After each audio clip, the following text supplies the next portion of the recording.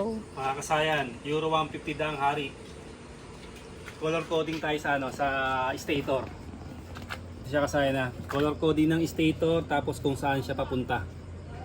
Ito siya kasayan, ito yung wire ng ating stator. Meron tayo rito 5 wires. Ito siya para kung walang supply yung supply dito yung stator nyo, alam nyo kung saan siya papunta, kung saan siya dediretso. Ito siya Umpisa natin kasayin sa kulay green. Itong kulay green ng stator, ito yung kanyang pulsar ground. Yung green white, pulsar ground siya kasayin Ito siya. Itong green white na to, pag diretso natin, ayan ito yung wire natin. Ito. Ayan siya kasayin Dediretso siya ng CDI. Ito siya, pansinin nyo yun. Ito, ano to pulsar ground. Ayan siya, sa baba.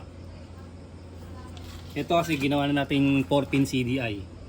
Pag diretso nyo yan, dito yung, ang pwestuhan yan ay sa sa baba, pulsar ground.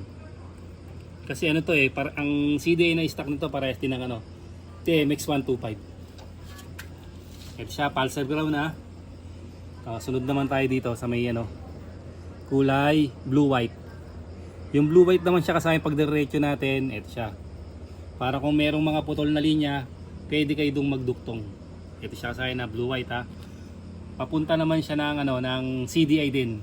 Ayan Papunta rin ng CDI sa may itaas. Sa may itaas siya. Yan yung pulsar. Kanina pulsar ground, ngayon naman pulsar. Ayan siya dalawa na. Tapos itong isa. Ito namang isa yung black red. Ito naman yung primary coil. Tignan nyo kung saan papunta yung stator natin Ito. Ayan siya kasaya Papunta rin siya ng CDI. Ito.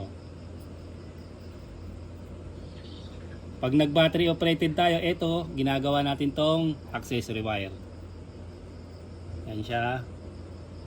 Papuntang CDI siya. Ito yung primary coil. Pero pag 4-pin CDI na, ang nililipat na to sa accessory wire o sa black wire. Ayan siya Para kung may putol at di gumagana, dyan yun lang siya didiretsuin. O yung tumbukan na paglilinya kung mag-i-skeleton kayo ng motor. Tapos kasi ang natitira na lang ay dalawa. Itong pink tsaka itong yellow. Ito na mga kasayang parehas charging coil to. Kasi to full wave. Siya, unahin natin yung pink. Ito yung kulay pink Ito siya.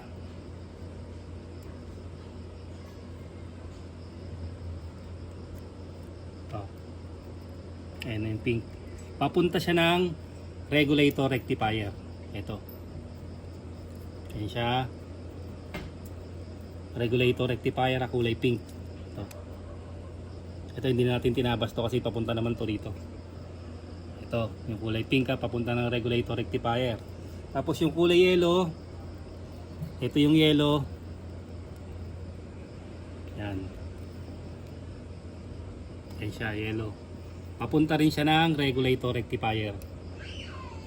Ayan siya kasaya kulay yellow, papunta rin ng regulator rectifier. Yung kasaya yung connection ng ating yung connection ng ating stator, para alam nyo kung saan sa dediretso. Magagamit nyo tong connection na to pagka i-skeleton kayo ng motor o yung sira yung wire harness ng inyong motor. Nahihirapan kayo kasi maraming grounded yung inyong wire.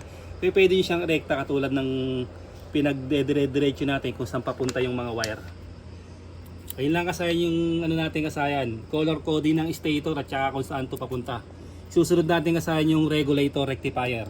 Hanggang dito na lang mga kasayan. Salamat sa panonood.